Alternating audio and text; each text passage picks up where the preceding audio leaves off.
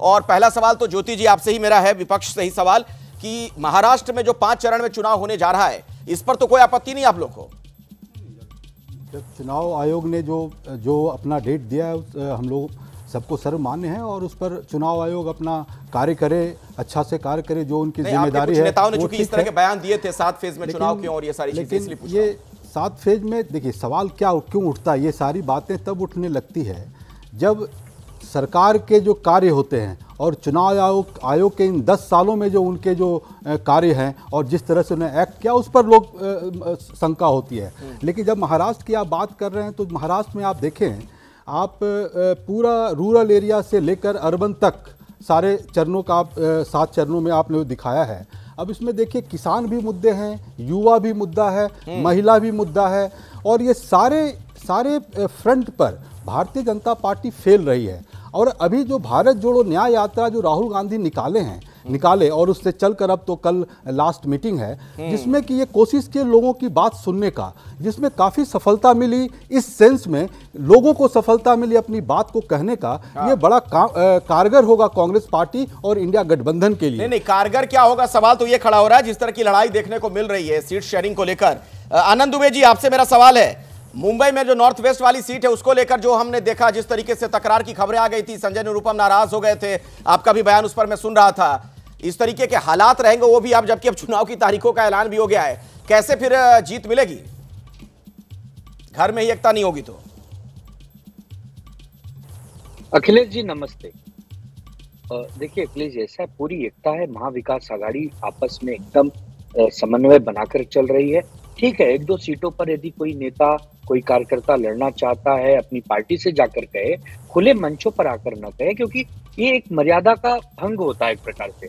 हम जब मिलजुल कर आपस में सीटों की बात कर रहे हैं, अब कल राहुल गांधी जी की जो यात्रा है वो समापन की तरफ है, उसके बाद बहुत जल्द ही हम इसका निर्णय भी दे देंगे जनता के सामने कि किन किन सीटों पर हम लड़ रहे हैं। तो हमारे यहाँ कोई झगड़ा नहीं है। अब बात करता हूँ चुनाव आयोग के स्टेटमेंट पर। अब बताइए, 7 चरणों में आप चुनाव कर रहे हैं, करीब करीब 2.25 महीने का ये अंतर है। आज हम 16 मार्च पर बैठे और 1 जून को आखिरी चुनाव होगा और 4 जून को नतीजे आएंगे। और खास करके महाराष्ट्र में 3 इंजन की सरकार अपने आप को कहने वाली है वर्तमान सरकार, 5 फेज भी अब चुनाव का प्रचार करेगी। और खुद मोदी जी अपने वाराणसी से तो 5 फेज में आप भी तो प्रचार कर सकेंगे। नहीं, आपके प्रचार पे रोक थोड़ी लग जाएगी आनंद दुबे जी।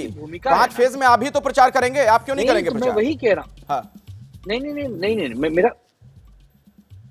नहीं, मैं वही कह रहा हूँ कि 5 फेज की कोई आवश्यकता नहीं थी। 48 लोकसभा की सीटें हैं, ये 3 या 4 फेज में भी हो सकता था। लेकिन चुनाव, इनको एक लंबा चुनाव करवाना, इनको खूब समय चाहिए, इनको धन बल, इनकी सभाएं, इनके पास संसाधन, हर चीज तो मैं समझ गया आप जो कहना चाह रहे हैं। गुरुप्रकाश पासवान जी इसका जवाब देना चाहेंगे कि आपके पास चूंकि बहुत संसाधन है तो बहुत लंबा जब चुनाव होगा तो उसका फायदा आप लोग ले लेंगे।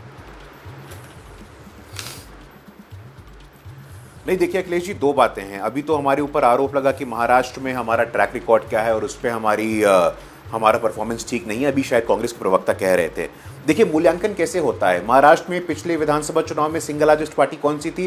भारतीय जनता पार्टी थी। तो ये तय कौन करेगा? महाराष्ट्र में किस पार्टी का कैसा परफॉर्मेंस रहा है, ये महाराष्ट्र की जनता तय करेगी ना। महाराष्ट्र में सिंगल लार्जेस्ट पार्टी लोकसभा में कौन है? तो भारतीय जनता पार्टी है। लोकसभा में हमें आशीर्वाद मिल रहा है, विधानसभा में हमें आशीर्वाद मिल रहा है, लेकिन उसके बावजूद महाराष्ट्र में हमारा काम अच्छा नहीं है। ये मेरे समझ से परे है। दूसरे सवाल पे आता हूं, चुनाव आयोग। देखिए अखिलेश जी, चुनाव आयोग, मैं आग्रह करता हूं सभी प्रवक्ताओं से कि संविधान का धारा 324 article 324 of the Indian constitution को पढ़िए और उसमें कहा गया है चुनाव आयोग एक स्वतंत्र, एक स्वायत्त संस्थान होगी।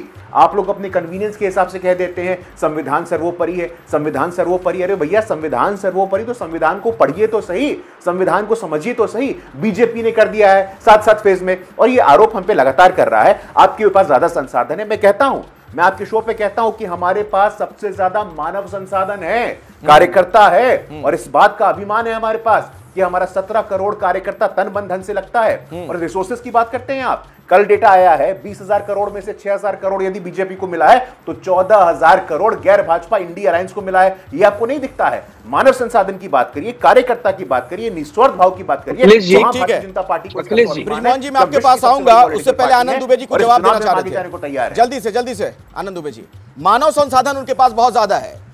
अखिलेश जी, चुनाव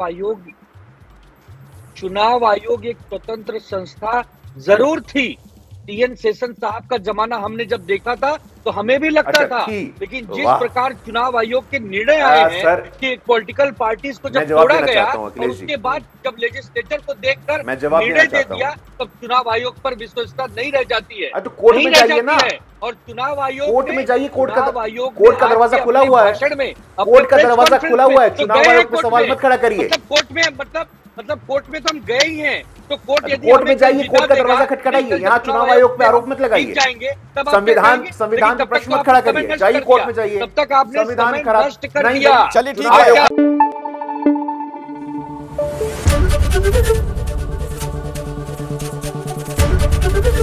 एबीपी न्यूज आपको रखे आगे।